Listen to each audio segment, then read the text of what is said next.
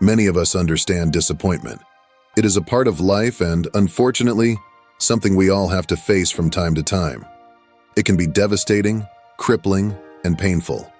It can be an emotional roller coaster.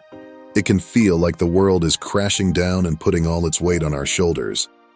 Today, I will tell you about your story, about how can I try to stay positive in bad situation.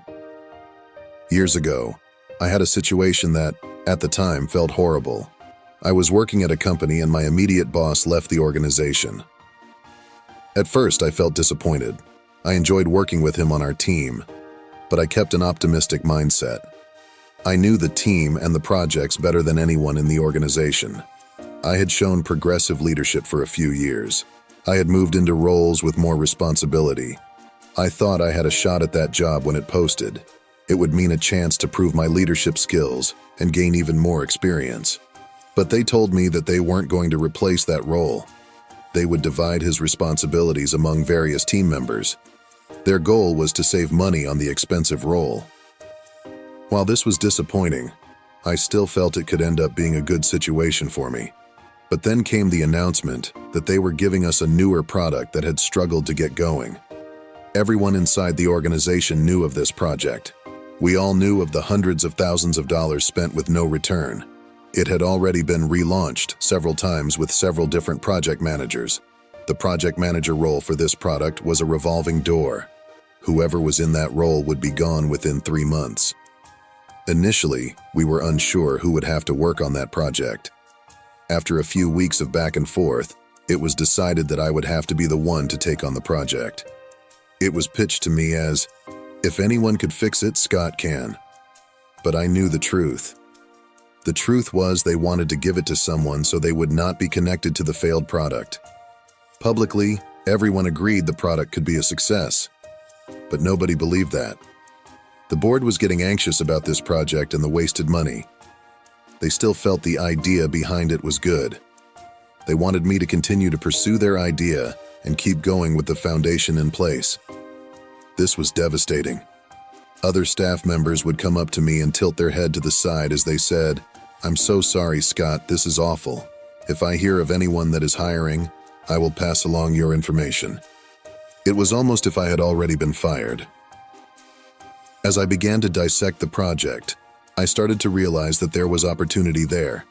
It was minimal at first, but as I worked and worked, I started to see major areas that had potential. One unexpected thing happened during the start of that project. This organization was notorious for not giving leaders the reins to make decisions. Instead, they would direct the actions and strategy from above. This allowed them to blame the subordinates when it failed. But if a project succeeded, they could jump in and take the credit. This made it difficult to take hold of something and lead it in the way you feel it should be. It was a sort of sporadic micromanagement.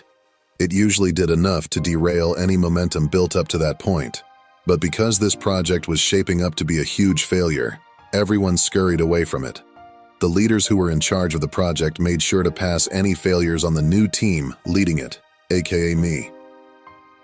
There was no excitement around this project any longer. People in the organization knew they didn't want to be connected to it in any way. While this may seem like a bad thing, I actually found that this gave me the ability to make decisions I felt were best.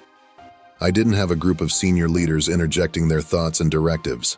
I was free to do whatever I wanted, as long as it didn't make them look any worse, so I owned it. I decided that I would work my tail off and do whatever I could do to turn the program around. I simplified it. I took away the complexity that crippled it and focused on the key value components. I threw away everything else. I put together a phased project plan that would leverage key areas. Then I worked the plan.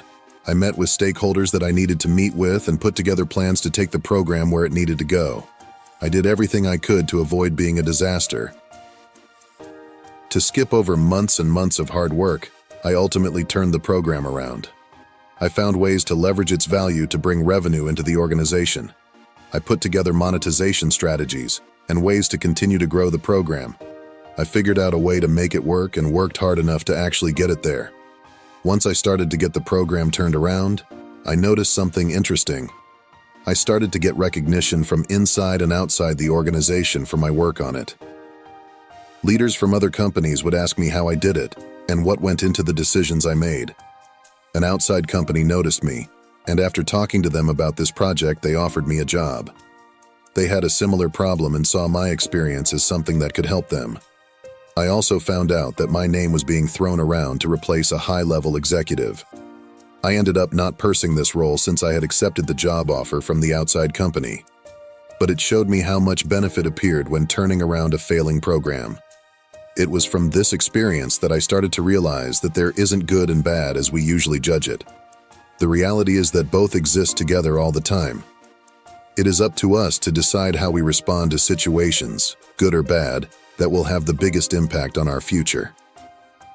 Now, when I face adversity, I think of this project. I recall the initial feelings of hopelessness. I remember that there was opportunity there. I didn't see it at first. I was too concerned with throwing a pity party. But if I had realized the potential, I wouldn't have had such a difficult time getting this project going. No matter how bad the situation is, there is something positive in it. If you find yourself in a negative situation, remember there is always opportunity. There is always the chance to gain something positive from the experience. Most likely what comes from the event is all about how you respond to it. Do you accept the negative and search for the positive? Do you work through the difficulties with confidence in your abilities? Or do you look for all the reasons to feel sorry for yourself? Your response is all you can control, and that is the factor that can take a bad experience and make it good. If you are still with me, please support me by sharing and commenting. It will mean a lot to me. Thanks for your time. Have a good day.